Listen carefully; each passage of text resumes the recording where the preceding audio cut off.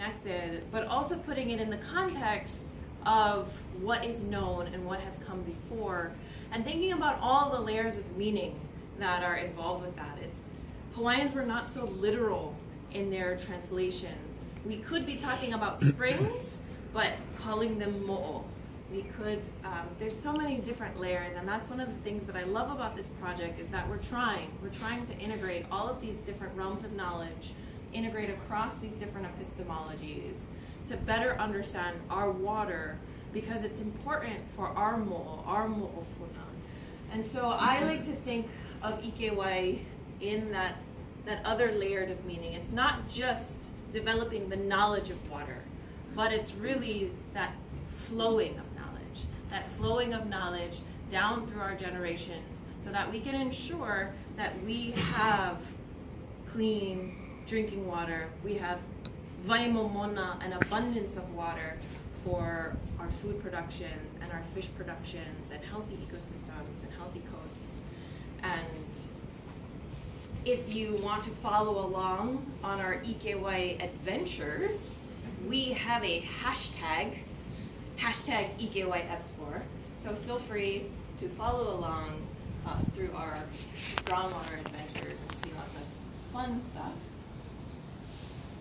But it's all connected, right? So Hawaiian science is very holistic. We integrate all of these different realms. We think about all of these different knowledge across these elements across different knowledge systems. And so groundwater is just one of the aspects that I study, and I want to bring you to some of my more coastal work, because this area of Kane, as it penetrates into Kanaloa, is an important place for Haumea, and where she's often found a lot of times in the form of mo'o. And so, of course, science is not done in a vacuum. There's so many individuals that participate and help with all of these different projects and thinking.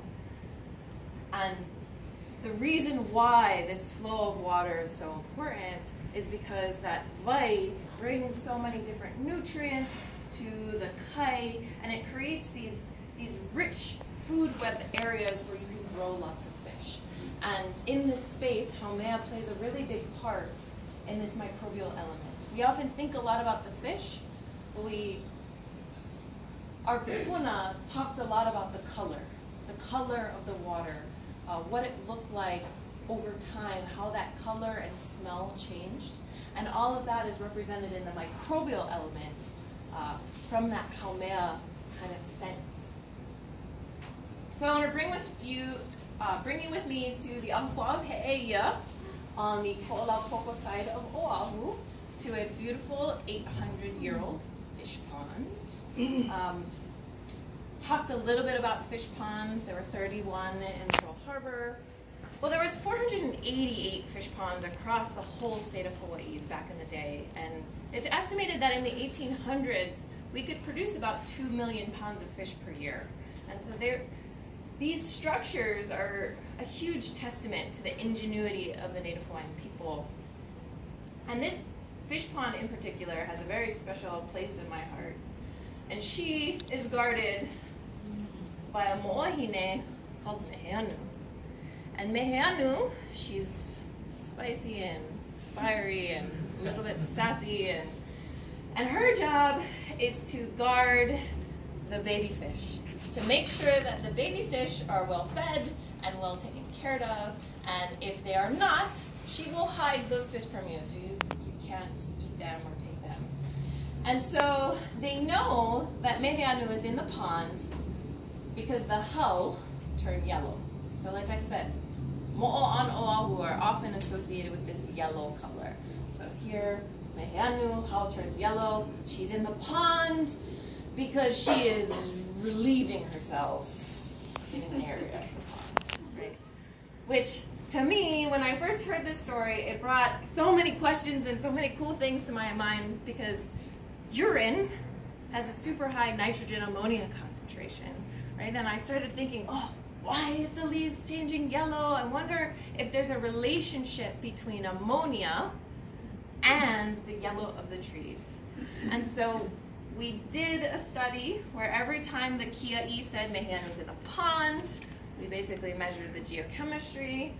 And pretty much every time, and this is why I love social media, because they always post when meheanu is in the pond so everybody can be on their best behavior, right? Pretty much every time they spot that meheanu is in the pond, we saw a spike in the ammonia concentration. And that's really powerful because that to me speaks of the power of these traditional mo'olelo to really explain some of our data and those phenomenological observations in a very holistic way that can be remembered for 800 years, still relevant till today, and relates a lot to the microbes.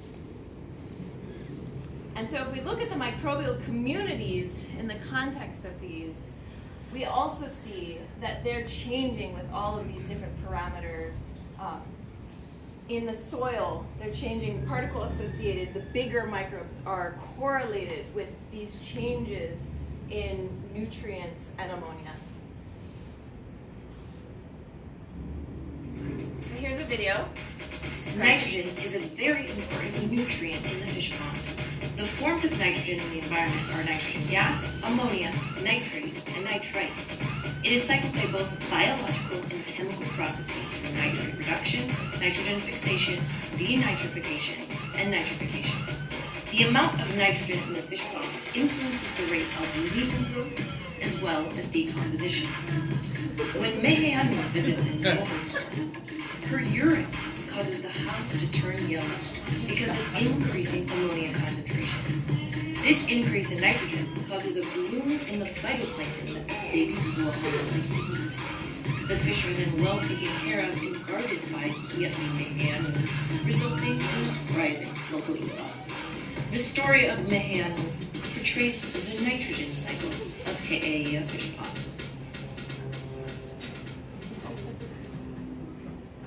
Yeah, so, yeah. Our Oahu work, Mo'a story. And I'm going to take you to one more place, a real quick story to Honohono Nui. It's in Ili'aina of Hilo, that area. And so when I heard Honohono Nui, I immediately was, why is it named that? Honohono means stink, smell, Nui means big.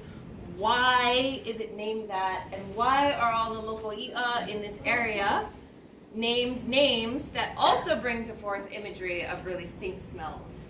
Palaho is the name of a fish pond, which means rotten and putrid. Hauna, fishy and sulfury. There's a mo'o associated with one of the fish ponds. Waka, she actually got in a battle with Pele, and she liked the guy, Pele liked the same guy, they got in a fight, a battle ensued. Waka died in this spot. Pele is also associated with lots of sulfur smells. And then we have Haleo Lono, which god of fertility, Lono. I don't know what that smells like, but fertility and childbirth doesn't always smell very good. But I started wondering if our kupuna named this place Honohono Nui, if there was a reason for that. And maybe there were more microorganisms that were capable of creating stink smells here than in other places like Kiholo in Kona, which is named for the shooting of water. Kiholo, right? And so we went and we sampled all these beautiful fish ponds in Keaukaha, Honohono Nui, and it was under this hypothesis, right, that microbes have the capacity to both breathe and fart, like every organism, right? And they can breathe oxygen, but they can also breathe other things. And this is trying to think about where those stink smells might come from and why they might exist. And so the culprit of the smelly scent is sulfide gas, right? And sulfide gas is basically made by microbes breathing sulfate, which is one of the most abundant ions in our ocean, and farting out sulfide gas. And so I was curious if there were more of these guys in this place than in other places. And yeah, there kind of were. And we named them, and we looked at a wide variety of huge diversity of different organisms that were producers. We had 71 different species of sulfide farters, and we had an array of consumers. If you're gonna fart sulfide, you're gonna also have organisms that breathe that sulfide. Right? And so if you can look here, Haleolono and Lokowaka, which are the two lokoi'a that are connected to the ocean, they have the highest percentages of these sulfide producers, these farters. So you're just looking at depth into the sediment and the percentage of the community. And so the orange are the guys that create sulfide. And then when we go more inland to lokoi'a that don't flush and mix with the ocean as often, there's a lower amount of sulfate, so a lower amount of things for them to breathe. We see a decrease in the amount of farters. They're still there. And that's really interesting when we compare it to a place like Kiholo, where we see much, much less of the community is a producer of that sulfide.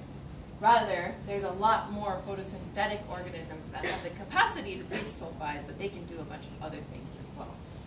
So, as we know the ili of Honolulu is named for its giant, stink, lingering odor. Many of the lokoi'a have names and mo'olelo that call forth imagery of foul smells. Haleolono, the battle between Pele and Mo'owaka, Lokowaka, and the rotten, fishy, putrid smells of lokoi'a Kapalahu and Hauna. These smells are a result of microbes breathing and farting sulfur compounds. Many microbes breathe sulfide gas for energy and oxidize it to sulfate. Microbes that breathe sulfate and reduce it to hydrogen sulfide gas are the ones responsible for that stink smell. There is a great diversity of microorganisms that can consume sulfide,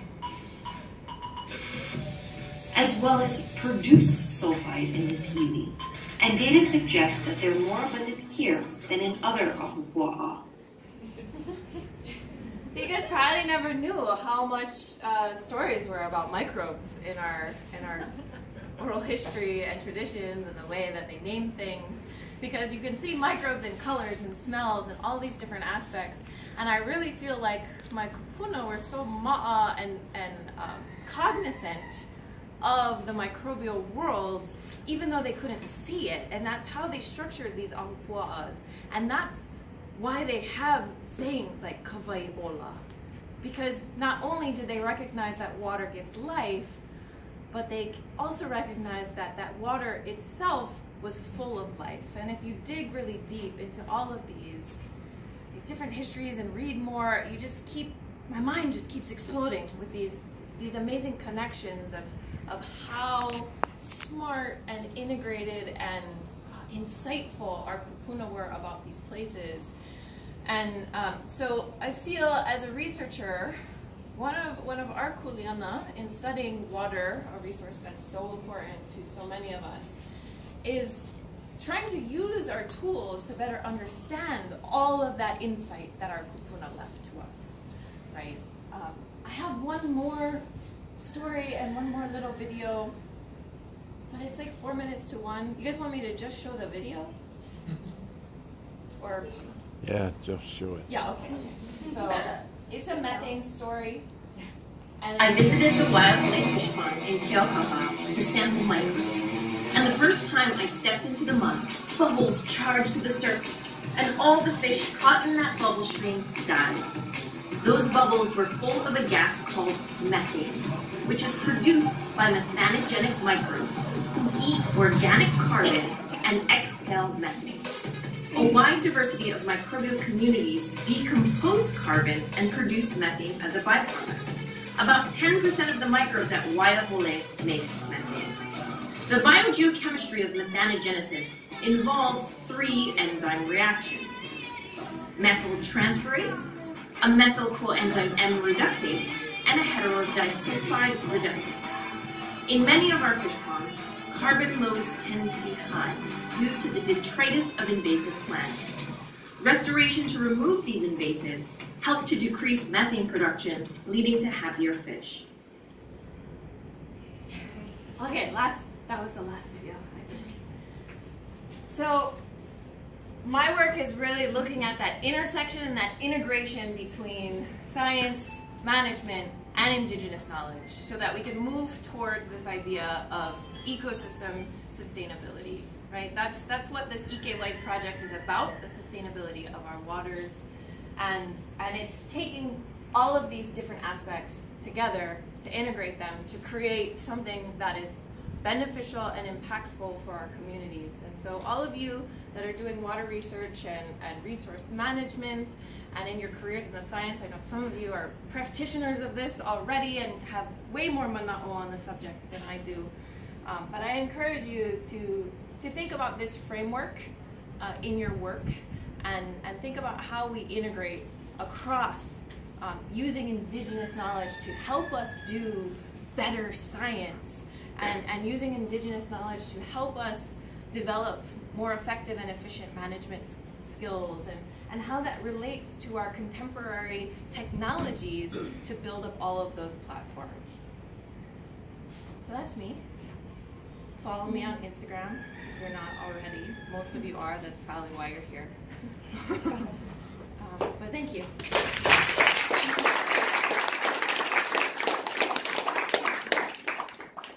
Mahalo, Kiana, that was great. I think we're almost at 1, but if people have time to stick around for 5 minutes or so, we can open up the floor for a few questions and then stick around and talk story afterwards. So anybody have a question for Kiana? Or,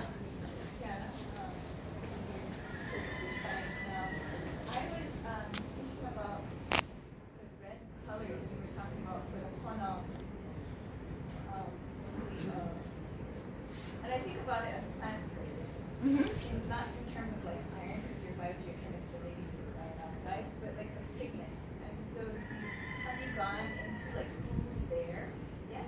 And look forward to it, because it is coming. I mean, I wondered because of just the hydrological, like there's a lot more fresh water